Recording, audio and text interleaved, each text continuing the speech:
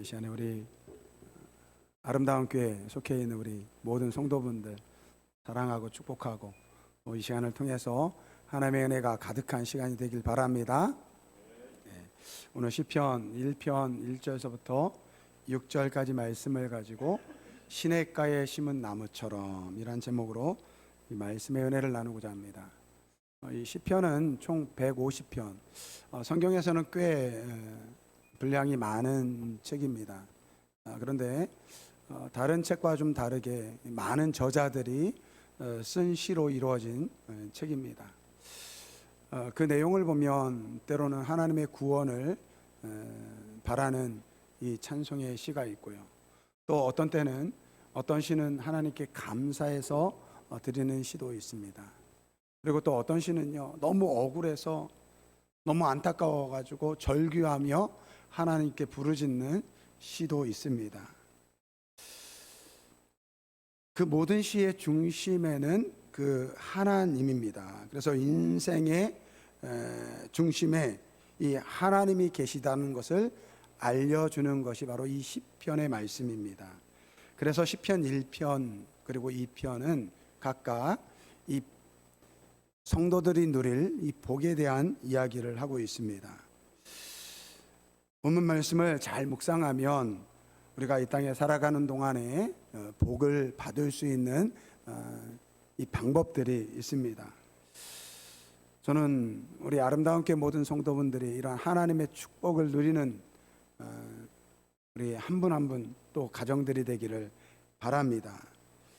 물질의 복도 많이 받으시고 자녀의 축복도 받으시고 건강의 복, 이 사업에 번창하는 복, 그리고 직장에서 인정받고 승진하는 복, 또 우리 학생들은 지혜와 이 명철의 복을 받아서 공부 잘하고 또 원하는 학교에 들어가서 자기가 하고 싶은 일들을 감당하는 그러한 복을 누리길 바랍니다. 또 우리 청년들, 우리 어제 이종훈 장로님 따님이 결혼했고 그 전주에는 또 우리 이강재 사님 딸 우리 혜진 자매가 결혼을 했어요. 우리 청년들, 아직 결혼하지 않은 청년들은 이 만남의 축복을 통해서 좋은 배우자를 만나고 또 결혼하는 그러한 축복을 누리기를 바랍니다. 그런데 우리가 이러한 하나님의 복을 누리기 위해서 기억해야 할 것은 바로 우리의 이 모든 복은 하나님께로부터 나온다라는 거예요. 우리 하나님은 복의 근원이 되시는 분이십니다. 하나님은 복 주시기를 기뻐하시는 분이세요. 그래서 하나님께서 남자와 여자를 창조하시고 인간을 창조하시고 가장 먼저 하신 말씀이 그들에게 복을 주시며 이렇게 말씀하고 있어요. 창세기 1장 28절 말씀에 보면 이 남자와 여자를 창조하시고 하나님이 그들에게 복을 주시며 이렇게 말씀하고 있어요. 그러니까 하나님께서 우리를 창조하시고 가장 먼저 하신 말씀이 이 축복하셨다라는 것입니다. 그러니까 이 사실을 우리가 알고 있다고 한다면 오늘 우리는요, 하나님 우리에게 복을 주십시오, 하나님 우리 가정에 복을 주십시오, 이렇게 외칠 수 있어야 될 줄 믿습니다. 제발 부르짖으시길 바랍니다. 하나님 나에게 복 주십시오, 이렇게 기도하시길 바랍니다. 여러분, 우리가 하나님께 복을 빌지 않잖아요. 그러면 이것은요, 하나님을 기만하는 행동입니다. 시편 81편 10절서부터 11절 말씀을 보면 나는 너를 애굽 땅에서 인도하여 낸 여호와 내 하나님이니 내 입을 크게 열라 내가 채우리라 하였으나 내 백성이 내 소리를 듣지 아니하며 이스라엘이 나를 원하지 아니하였도다. 우리 하나님께서 이스라엘 백성들에게 말씀하셨어요. 나는 너의 하나님이다. 내 입을 크게 열라 내가 채우리라. 그런데 시편 81편 11절 말씀을 보니까 내 백성이 내 소리를 듣지 아니하며 이스라엘이 나를 원하지 아니하였다, 이렇게 말씀하고 있어요. 그러니까 오늘 우리가 하나님을 믿는다고 하면서 하나님께 복을 빌지 아니하고 하나님께 무엇인가를 원하지 않는다고 한다면 오늘 말씀처럼 하나님을 원하지 않는다라는 거예요. 그러니까 오늘 우리 아름다운 교회 성도분들은 이 사실을 깨닫고 하나님께 무엇이든지 간구하는 분들이 되길 주님의 이름으로 축원드립니다. 그런데요, 이렇게 하나님께 구할 수 있는 것은요, 아무나 구할 수 있는 것이 아니라는 것입니다. 이 구약에는 이 복에 관련된 두 단어가 있습니다. 하나는 이 바라크라는 단어입니다. 구약 성경에 약 415번 기록되어져 있습니다. 이 바라크는 하나님의 축복을 나타내는 가장 일반적인 단어입니다.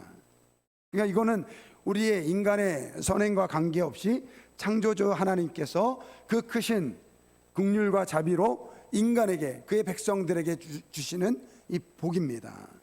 그런데 이 복은요, 이 단어의 특징은 하나님과 언약의 관계 안에 있는 하나님의 백성에게 주시는 복이라는 거예요.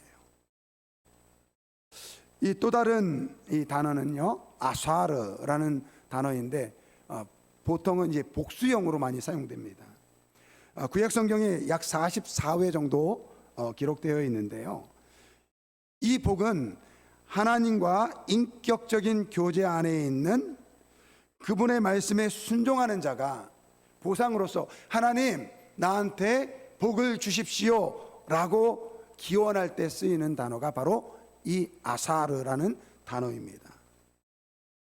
그러니까 구약에 나와 있는 이 모든 복은요, 하나님과 언약 안에 있는 하나님의 백성이 누리는 복, 그리고 그 하나님의 백성이 하나님께 구할 수 있는 복을 의미하고 있습니다. 그러니까 오늘 누가 복을 받을 수 있느냐, 오늘 누가 하나님께 그 복을 바랄 수 있느냐, 바로 하나님과의 언약 안에 있는 하나님의 백성, 하나님의 자녀가 구할 수 있는 복이라는 것입니다. 그러니까 오늘 우리가 하나님의 복을 받고 싶고 또 하나님께 복을 구하려고 한다면 먼저 하나님의 백성이 되어야 된다는 거예요. 하나님의 자녀가 되어야 된다는 것입니다. 하나님의 그 언약의 관계 안에 들어와 있어야 된다는 것입니다. 그러니까 하나님의 백성이 아니고 하나님의 자녀가 아니면 하나님께 복을 받을 수 없고 하나님께 복을 바랄 수 없다라는 것이죠. 여러분 혹시 길 지나가는데 전혀 생판 모르는 어떤 아이가 여러분들을 향해서 엄마, 아빠라고 부르면서 저 배고파요, 뭐 사주세요, 저 용돈이 필요해요, 돈 좀 주세요, 그런 사람이, 그런 아이가 있다면 그거 제정신입니까? 제정신 아니죠. 우리도 마찬가지라는 거예요. 우리가 하나님께 복을 받고 하나님께 복을 구하려고 한다면 먼저 우리가 하나님의 백성이 되어야 되고 하나님의 자녀가 되어야 된다는 것입니다. 그러니까 하나님께서는 우리를 창조하셨을 때 우리에게 이 가장 먼저 복을 주셨잖아요. 왜 그렇습니까? 우리가 하나님의 백성으로, 하나님의 자녀로 창조되었기 때문에. 그런데 이 죄가 들어오면서 우리가 그 하나님의 백성의 신분을 잃어버린 거예요. 하나님의 자녀된 신분을 잃어버렸습니다. 여러분, 죄가 해결되지 않는 한 오늘 우리는 하나님의 백성의 신분을 회복할 수가 없습니다. 하나님의 자녀의 신분을 회복할 수 없습니다. 여러분, 우리 안에 털끝만한 죄가 있어도요, 오늘 우리는 하나님의 자녀가 될 수 없습니다. 하나님의 백성이 될 수 없습니다. 왜? 하나님은 그 어떠한 죄도 허락하지 않는, 그 어떠한 죄도 없으시는 거룩하신 분이기 때문에 그렇습니다. 여러분, 우리 주변에 정말 존경받을 만한 분들이 참 많죠. 그런데 겉으로 보기에는 참 그 모든 행실이나 그 모든 언행이나 말이나 정말 우리가 존경할 만하지만요, 그 사람의 내부로 들어가면요 다 죄의 쓴 뿌리가 있다라는 것입니다. 정말로 겸손하고 그리고 사랑이 많지만 그 안에는요 끊임없이 자기의 교만과 욕심과 미움과 시기심, 그리고 그러한 분냄, 이런 것들이 있다라는 것입니다. 그래서 성경은 의인은 없나니 하나도 없다라고 말씀하고 있습니다. 근데 더 큰 문제는요, 우리 스스로는 이 죄의 문제를 해결할 방법이 없다라는 거예요. 그러니까 이 죄의 문제를 해결하지 못하면 오늘 우리는 하나님의 백성이 되고 하나님의 자녀가 되는 그 신분을 회복할 길이 없다라는 것입니다. 그래서 하나님께서 우리를 용서하시기로 작정하신 거예요. 여러분, 용서라는 것은 내가 용서를 빈다고 해가지고 용서되는 것이 아니에요. 제가 누군가의 잘못을 하면요, 제가 용서 빌었으니까 나는 다 됐어, 이게 끝이 아니라는 거예요. 그 상대방이 나의 죄를 용서를 해줘야지 비로소 용서가 되는 거예요. 우리가 하나님 앞에 죄를 범했습니다. 그런데 우리는 스스로 하나님 앞에 죄를 용서받을 수 있는 방법이 없어요.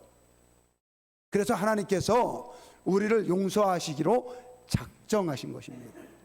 그 방법으로 하나님께서 예수님을 우리에게 보내주시고 우리에게 딱 한 가지 요구하세요.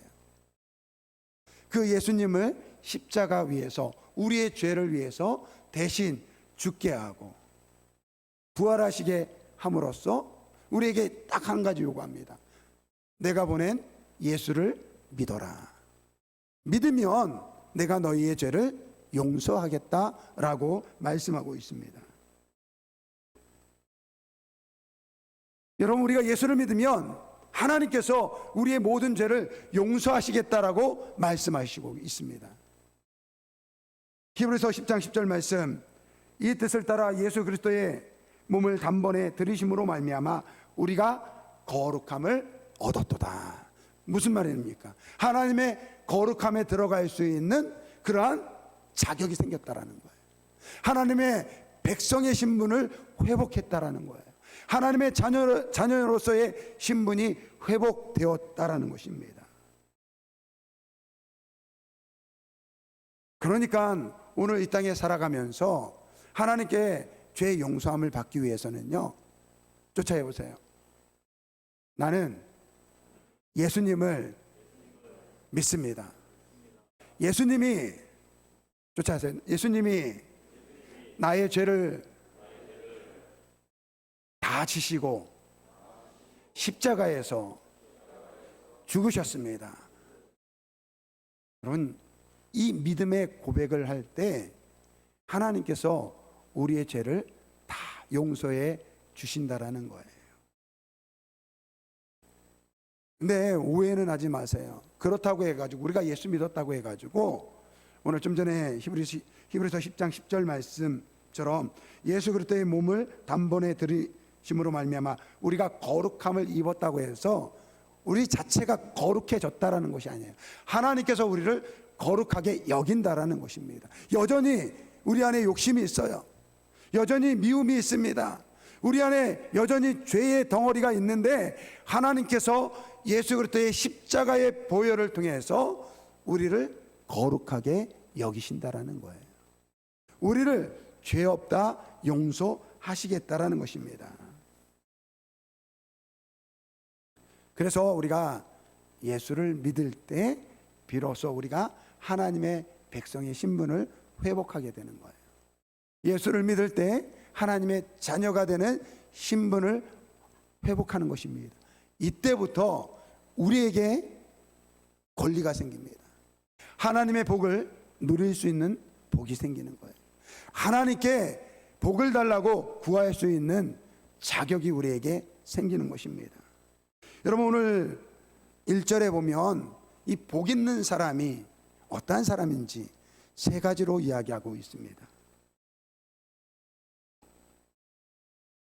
첫 번째 말씀은요, 악인의 꾀를 따르지 아니한다라고 말씀하고 있습니다. 이 말은요, 하나님께 맡기고 사는 사람이 복되다라는 것입니다. 여기에 꾀라는 것은 의도, 계획을 이야기하고 있습니다. 즉 악인은요, 자기의 뜻과 계획을 가지고 살아가는 사람이라는 거예요.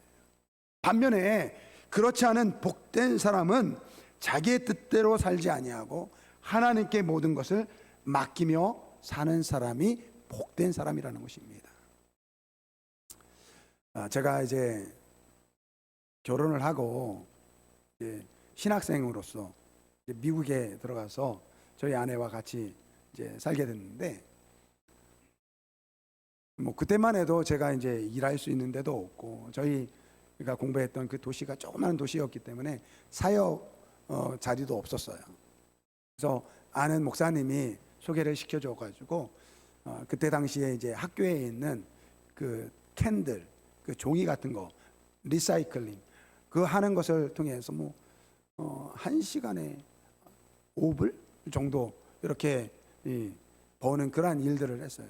한 달 일하면 한 200불, 한 300불 버나 그러한 일들을 하고 있었어요. 근데 이제 저희 아내가 이제 결혼을 했으니까 나름대로 이제 집안 살림을 잘 꾸리겠다고 해가지고 금전출납부 이제 얼만큼 들어오고 얼만큼 나가는 거를 계산을 하는 거예요. 근데 문제는 들어오는 것이 없다는 거예요. 들어오는 것이 없다는 거예요. 그러니까 이걸 써면 매번 마이너스인 거예요. 그러다가 옆에 사는 같이 공부했던 그 전사님 가정에 그 사모님께 저희 집사람이 이제 하소연을 한 것입니다. 매번 이걸 계산을 해보니까 마이너스밖에 안 됩니다. 사모님은 어떻게 살아가세요? 그랬더니 그 사모님은 이제 저희보다 한 3년 정도 먼저 오신 분이거든요. 그 사모님이 그러시더래요. 나도 처음에는 사모님처럼 금전출납부를 했는데 나도 마찬가지로 늘 마이너스였어. 그래서 그 다음부터는 아예 장부를 덮어버렸다고 하더라고요. 그러면서 사모님 그냥 하나님께 다 맡겨요. 어차피 이거 써봤자 마이너스야. 하나님께 다 맡겨. 그러면 하나님께서 채워주실 거야. 그 이후로 저희 아내는요 한 번도 금전출납부를 뭐 이런 거를 쓴 적이 없어요. 근데 이야기하더라고요. 신기하게 하나님께서 채워주신다라는 것입니다. 지금도 마찬가지예요. 지금도 마찬가지입니다. 뭐 저희 가정이 뭐 넉넉하지 않습니다. 그런데 하나님께서 그때그때마다 채워주세요. 그러니까 목회자가 일반 성도분들하고 이 다른 것 하나가 뭐 다르다고 하면 좀 그렇지만 본이 되는 모습 중에 하나가 뭐냐면요, 바로 맡기고 사는 삶이에요. 그러니까 여러분들 이 목회자를 통해서 맡기고 사는 삶을 그러한 교훈을 받으시기를 바랍니다. 하나님께 맡겨야 돼요. 내 계획과 내 의도대로 살아가는 것이 아니라 하나님께 맡겨야 되는 것입니다. 물론 계획이 중요합니다. 하지만 여러분, 내가 계획한 대로 살아갈 수 있습니까? 내가 계획한 것보다 계획되지 않는 방향으로 살아갈 때가 훨씬 더 많습니다. 그러니까 계획을 하더라도 하나님께 맡겨야 됩니다. 이것이 복된 사람이라는 거예요. 두 번째, 복 있는 사람은요, 죄인들의 길에 서지 않는다라고 말씀하고 있습니다. 여러분, 죄인은요 하나님의 말씀대로 살지 않는 사람을 이야기합니다. 즉, 복 있는 사람은 어떤 사람입니까? 하나님의 말씀대로 사는 사람입니다. 여러분, 하나님은 우리의 왕이세요. 우리는 그의 백성입니다. 여러분, 백성들은요 하나님 왕이신 그 하나님께서 말씀하신 대로 살면 됩니다. 여러분, 세상의 임금은요 우리를 속일 수 있습니다. 세상의 지도자들의 말을 들으면요 손해 볼 수 있습니다. 여러분, 우리 역대 정부들을 보세요. 새로운 정부가 들어설 때마다 여러분 저를 믿으십시오. 그러면 우리 정부가 여러분들 잘 살게 해주겠습니다. 그렇게 약속하잖아요. 근데 여러분, 실망할 때가 얼마나 많아요. 근데 우리 하나님은요, 그렇지 않다라는 것입니다. 우리 하나님은 진실하신 하나님이시라는 거예요. 한번 약속하신 말씀은 꼭 지켜주시는 분이라는 것입니다.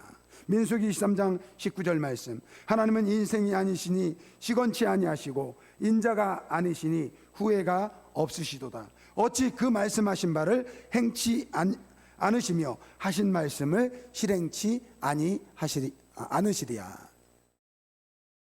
여러분, 아브라함은 하나님께서 자신에게 자녀를 통해 큰 민족을 이루어 주시겠다라는 그 약속의 말씀을 믿고 무려 25년 동안 기다렸어요. 그런데 하나님께서 그 말씀대로 지켜 약속을 이루어 주셨다라는 거예요. 무려 25년이라는 세월이 지났지만 하나님은 그 말씀하신 대로 그 약속을 성취해 주셨습니다.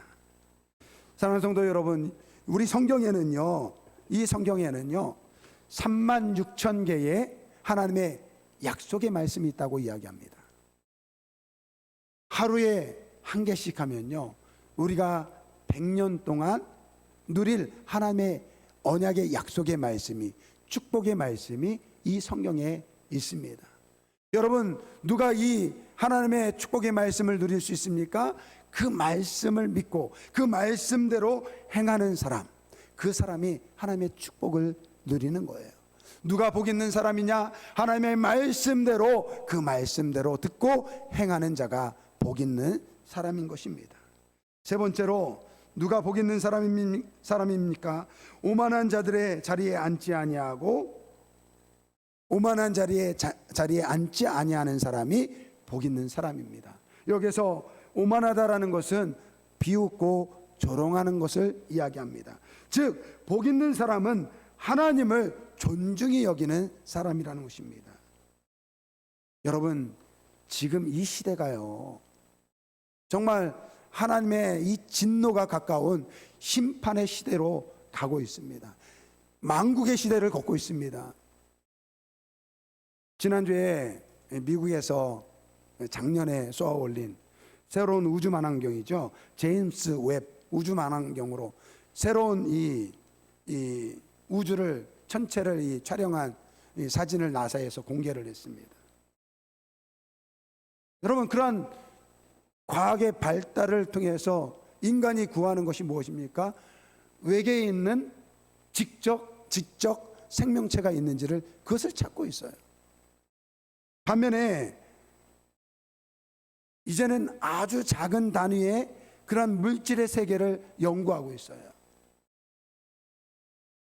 양자역학, 요즘에 가장 이슈가 되는 것이 양자역학인데요, 이 불확정성의 원리, 그래서 뭐라고 이야기합니까? 그것을 통해서 하나님은 존재하지 않는다라고 그렇게 말하고 있어요. 여러분, 인간이 그 어느 때보다 과학적으로 발달한 그런 시대를 살고 있는데, 그 결과가 무엇입니까? 하나님을 부정하고 하나님을 인정하지 않는 그러한 시대가 지금 우리가 살고 있는 시대라는 거예요. 하나님을 경멸하는 짓이라는 것입니다. 그러니까 지금 망국의 시대를 걷고 있는 거예요. 하나님의 심판의 시대를 걷고 있는 것이라는 것입니다. 여러분, 우리가 하나님을 멸시하고서는 절대로 하나님의 축복을 누릴 수 없습니다. 누가 복 있는 사람입니까? 하나님을 인정하는 하나님의 백성이 바로 복 있는 사람이라는 것입니다. 그런데 여러분, 오늘 이 복 있는 사람과 오늘 1절에서 악인과 죄인과 이 오만한 자의 이 사람들을 구별하는 이 잣대가 하나 있습니다. 그것은 바로 2절 말씀이에요. 2절 말씀 우리 한번 같이 읽어보겠습니다. 오직 여호와의 율법을 즐거워하여 그의 율법을 주야로 묵상하는 자로다. 여러분, 복 있는 사람, 여기서 의인은 누구입니까? 하나님의 말씀을 즐거워하고 그 말씀을 주야로 묵상하는 사람이라는 거예요. 누가 악인입니까? 누가 죄인입니까? 누가 오만한 사람입니까? 하나님의 말씀이 그 마음에 없는 사람을 이야기하고 있습니다. 그러니까 하나님의 말씀이 있고 없는 차이예요. 오늘 우리의 심령에 말씀이 육신이 되신 예수님이 계시느냐 계시지 않느냐, 그것이 바로 우리가 의인이냐 악인이냐 그 차이라는 것입니다. 특별히 여기서 여호와의 말씀을 즐거워하며 그의 율법을 주야로 묵상한다라는 것은 적극적인 신앙생활을 이야기하고 있습니다. 여러분, 하나님의 율법이 즐겁습니까? 하나님의 말씀이 주야로 묵상할 정도로 기쁜 것입니까? 여러분, 이것은요 철저하게 우리와 하나님과의 관계 속에서 이야기하고 있는 거예요. 여러분, 우리가 누군가를 사랑할 때는 그 상대방이 요구하는 것이요 전혀 부담이 되지 않습니다. 우리가 연애할 때 그렇잖아요. 연애할 때 막 사랑이 뜨겁게 불타오를 때는 어때요? 상대방이 이야기하는 것이요 전혀 부담이 되지 않아요. 그리고 상대방의 그 어떠한 모습도 다 용납되어질 수 있어요. 그런데 어떻습니까? 사랑이 식으면요 그때부터는요 상대방이 요구하는 것이 부담이 되고, 왜 나한테 이런 요구를 하지? 라고 생각할 수 있다는 것입니다. 우리가 하나님을 사랑하면 하나님의 율법은 전혀 부담이 되지 않는다는 것, 하나님의 율법을 즐거워하고 기뻐할 수 있다는 것입니다. 그런데 하나님을 향한 사랑이 식으면 그때부터 부담이 생기는 거예요. 여러분, 오늘 주일 전에 나올 때 여러분 어떠한 마음으로 나오셨습니까? 오늘 이 자리에 나올 때 어떠한 마음으로 나오셨습니까? 여러분, 우리가 봉사할 때, 우리가 교회에서 섬길 때 어떠한 마음으로 섬기십니까? 정말로 주님을 사랑하는 마음으로, 기뻐하는 마음으로, 즐거워하는 마음으로 주일 예배에 참석하시기를 주님의 이름으로 부탁합니다. 여러분, 주님이 주시는 그 기쁨으로 주의 전을 사모하셔야 될 줄 믿습니다. 여러분, 예배는 의무가 아니에요. 물론 의무일 수 있지만 여러분, 하나님을 사랑하지 않는 마음으로 의무는 아무런 의미가 없어요. 이스라엘 백성들이 그랬습니다. 이스라엘 백성들이 하나님께서 율법으로 제사를 제정하셨기 때문에 의무적으로 예배를 드렸어요. 하나님을 사랑하는 마음이 전혀 없는 상태에 제사를 드린 거예요. 그러니까 하나님께서 뭐라고 이야기합니까? 내가 너희가 드리는 그 희생의 제물을 기뻐하지 아니한다. 너희가 드리는 그 제사를 내가 기뻐하지 아니한다 라고 말씀하고 있습니다. 그러니까 오늘 우리가 주를 위해서 무엇을 하든지 주를 기뻐하는 마음으로, 즐거워하는 마음으로 그 일을 감당해야 될 줄 믿습니다. 여러분, 예수님께서 그 십자가를 기꺼이 지실 수 있었던 이유가 무엇입니까? 마태복음 11장 29절 말씀, 나는 마음이 온유하고 겸손하니 나의 멍에를 메고 내게 배우라. 그러면 너희 마음이 쉼을 얻으리라. 이렇게 말씀하고 있어요. 예수님이 자신이 지신 이 멍에는요 예수님의 십자가를 이야기합니다. 그런데 뭐라고 이야기합니까? 나의 멍에를 메고 내게 배우라. 그리하면 너희 마음이 쉼을 얻으리라 라고 말씀하고 있어요. 이 멍에는 십자가를 이야기합니다. 여러분, 예수님께서 십자가를 지시는 것이 기뻤을까요? 아니요. 정말로 싫었습니다. 그래서 마태복음 26장 39절 말씀을 보면, 내 아버지여, 만일 할만하시거든 이 잔을 내게서 지나가게 하옵소서. 무슨 말이에요? 아버지, 정말 십자가 지기 싫어요. 그러니까 이 십자가 지지 않을 수 있도록 좀 해주세요. 그 정도로 십자가가 지기 싫었던 것이 예수님의 마음이었어요. 그런데 왜 예수님이 그 십자가를 지었습니까? 하나님을 사랑하니까. 그것이 하나님의 뜻이니까 기꺼이 하나님이 주신 그 십자가를 진 것입니다. 사랑하는 성도 여러분, 우리가 하나님께서 우리를 먼저 사랑하셨어요. 여러분, 우리가 그 사랑을 깨달으면 우리가 적극적으로 하나님을 사랑하고 말씀을 기뻐하고 그 말씀대로 살아가는 삶을 살 수 있는 것입니다. 이것이 바로 복된 인생이라는 것입니다. 그런데 오늘 본문 말씀을 보니까 이 복 있는 사람과 그렇지 않는 사람을 두 가지로 비유하고 있어요. 3절과 4절, 3절 말씀, 4절 말씀 우리 같이 읽어보겠습니다. 그는 시냇가에 심은 나무가 철을 따라 열매를 맺으며 그 잎사귀가 마르지 아니함과 같으니 그가 하는 모든 일이 다 형통하리로다. 악인들은 그렇지 아니함이요 오직 바람에 나는 겨와 같도다. 아멘. 오늘 복 있는 사람과 그렇지 않은 사람을 두 가지로 비유하는데, 하나는 시냇가에 심기운 나무는 복 있는 사람이라는 거예요. 반면에 복 있지 않는 사람, 악인은 어떠한 사람이냐? 바람에 나는 겨와 같다, 그렇게 이야기하고 있습니다. 여러분, 바람에 나는 겨와 같다라는 것은 무슨 말입니까? 자기를 붙잡아주는 뿌리가 없다라는 거예요. 자기를 붙잡아주는 힘의 근원이 없다라는 것입니다. 그러니까 시절을 바람이 부는 대로 이리 갔다 저리 갔다 살아가는 삶을 사는 것이 바로 악인들의 모습이라는 거예요. 이 세상 살아가는 사람들이 다 그러한 모습으로 살아간다라는 거예요.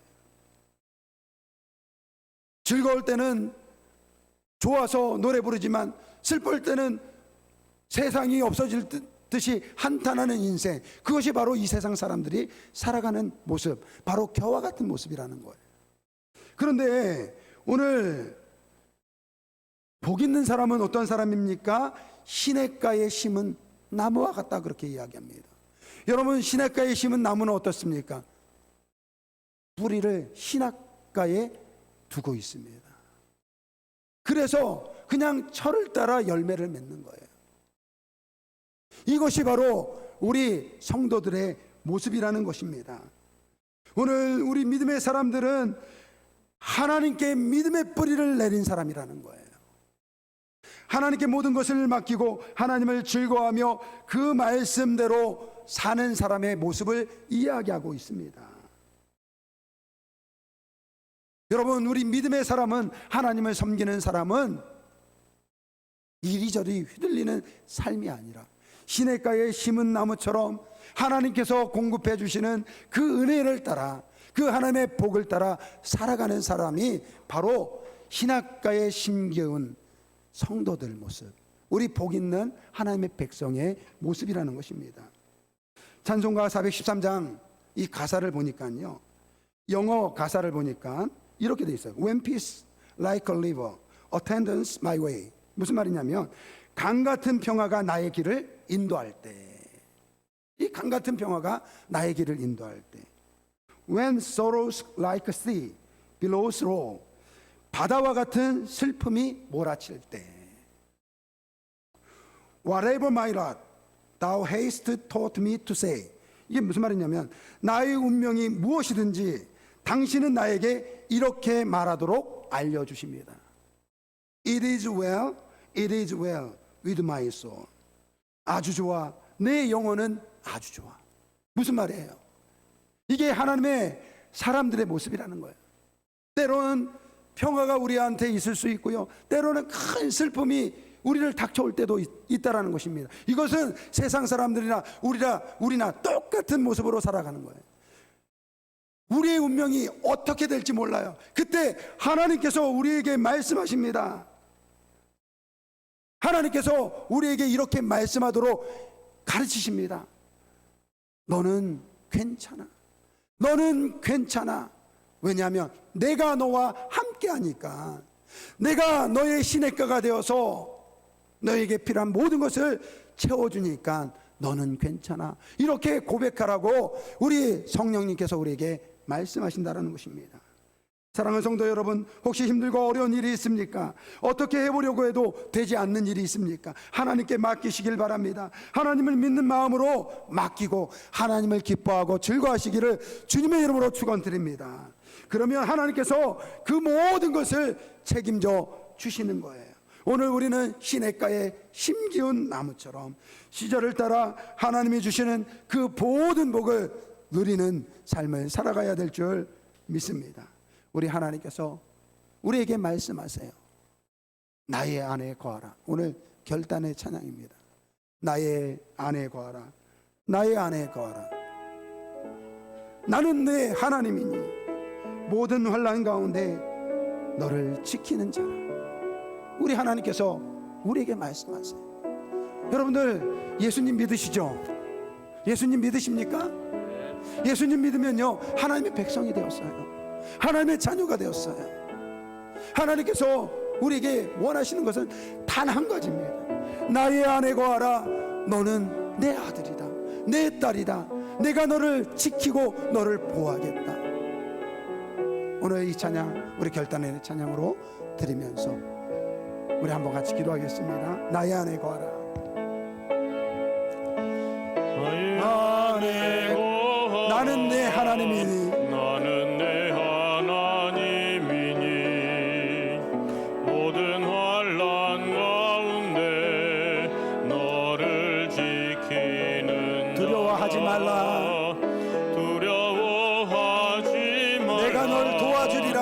내가 널 도와주리니 놀라지 말라. 내 손 잡아주리라. 놀라지 말라. 우리 주님께서 우리의 손을 붙잡아 주신다고 말씀하고 있습니다. 내가 너를 지명하여 불렀나니 너는 내 하나님께서 우리에게 말씀하세요. 너는 내 것이야, 내 백성이야, 내 아들이야, 내 딸이야. 이렇게 말씀하십니다. 하나님이라.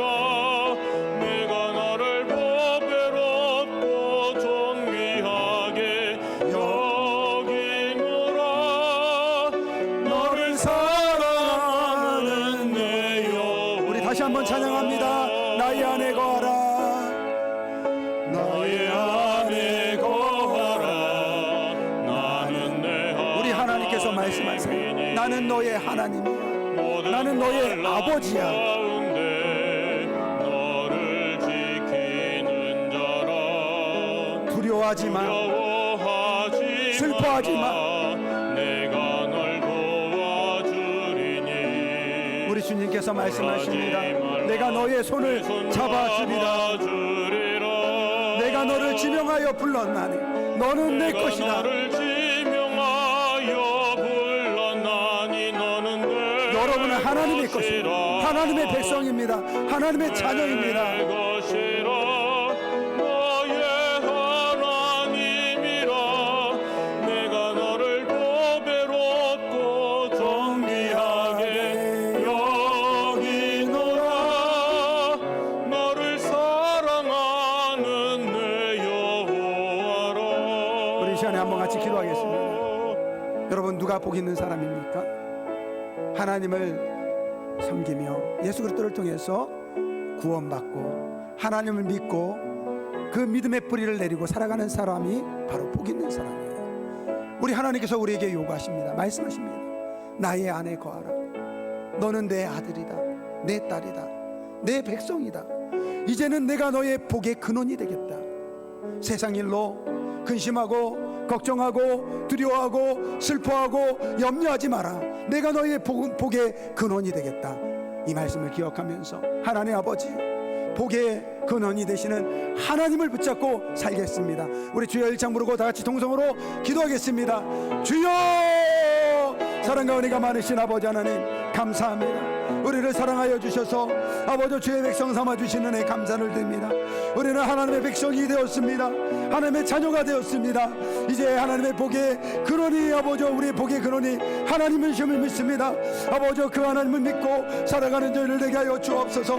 아버지 시냇가에 심기운 나무처럼 주님 앞에 믿음의 뿌리를 내리고 오직 하나님을 믿고 의지하며 살아가는 우리 아름다운 교회 모든 성도들 되게 하여 주옵소서. 이제는 너의 모든 아버지여 것을 우리 하나님께서 책임져 주신다고 말씀하셨사오니 그 믿음을 가지고 살아가는 저를 되게 하여 주옵소서.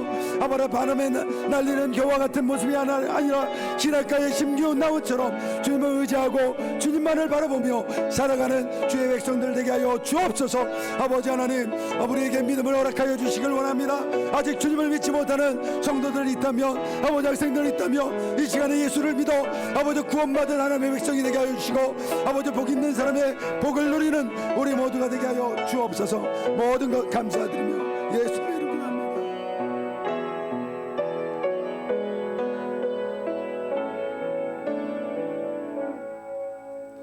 아버지 하나님, 예수 그리스도를 통해서 우리를 하나님의 자녀, 하나님의 백성 삼아주시는 데 감사를 드립니다.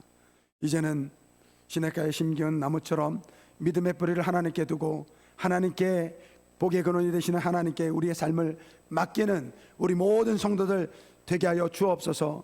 하나님께서 형통케 하시는 그 축복을 누리는 우리 아름다운 교회 모든 성도들 되게 하여 주옵소서. 아버지 하나님, 오늘도 거룩한 주일날 아버지 주님을 사랑하는 마음으로 아버지 주님 앞에 나왔습니다. 아버지 하나님, 주께서 이 시간에 은혜 베풀어 주시고 아버지 사랑해 주신 그 은혜에 감사드리며 아버지 귀한 예물 드립니다. 아버지 하나님, 11조 예물 드렸습니다. 소득의 10의 1조 구별하여 아버지 드렸습니다. 내 힘과 내 능력이 아니라 하나님께서 모든 소득의 근원이 되심을 믿는 마음으로 드렸사오니 주님께서 약속하신 대로 아버지 그 창고에 아버지 쌓을 것이 넘치도록 채워주시길 원합니다. 아버지 하나님, 이러한저러한 기도 제목을 가지고 또 감사의 예물 드린 손길들이 있습니다. 주님께서 기억하여 주시고 아버지 하나님, 그 모든 기도가 응답되어질 수 있도록 도와주옵소서. 아버지 건축원금, 구제원금, 성교 성미원금 아버지 드린 손길들을 위해 주님 축복하여 주시고 아버지여 그 예물 드려지는 곳에 아름답게 쓰여질 수 있도록 주님 함께하여 주시길 원합니다. 오늘도 몸든 교회를 위해서 수고하고 헌신하는 주의 종들이 있습니다. 아버지 하나님, 감사한 마음으로 늘 기뻐하는 마음으로 주님을 섬기듯이 섬기는 우리 모두 되게 하여 주옵소서. 특별히 아버지 우리 교회 성도들 중에서 아버지 수술받고 회복 중에 있는 우리 성도분들 계십니다. 하루빨리 주님께서 치유하여 주시고 회복하게 하여 주옵소서. 특별히 우리 강호선 지사님 아버지여 중환자실에 지금 계시는데 아버지여 그 영혼을 주님께 맡겨오니 아버지 하나님께서 함께하여 주시길 원합니다. 큰 슬픔 맞는 아버지 그 가족들에게 위로하여 주시고 특별히 우리 문용호 지사님 가운데 함께하여 주시길 원합니다. 아버지 하나님, 우리 연로하신 성도님들 또한 계십니다. 아버지 하나님께서 지켜보아여 주시고 아버지여 늘 주와 동행하는 삶이 되게 하여 주시고 주님 부르시는 그날까지 아버지여 육신적으로 아프지 않도록 하나님께서 함께하여 주시길 원합니다. 군복무 중에 있는 우리 청년들 또 학업으로 아버지여 외지에 나가 있는 청년들 주님께서 기억하여 주시고 하나님의 자녀로서 부끄러움 당하지 않도록 하나님께서 늘 동행하여 주시길 원합니다. 아버지 하나님, 우리 다음 세대 자녀들을 위해서 특별히 기도하오니 하나님 아버지여 그 자녀들이 믿음 안에서 아버지 세상에서 구별된 하나님의 백성으로 살아갈 수 있도록 주님께서 은혜 베풀어 주옵소서. 모든 것 감사드리며 예수님의 이름으로 기도드립니다. 아멘.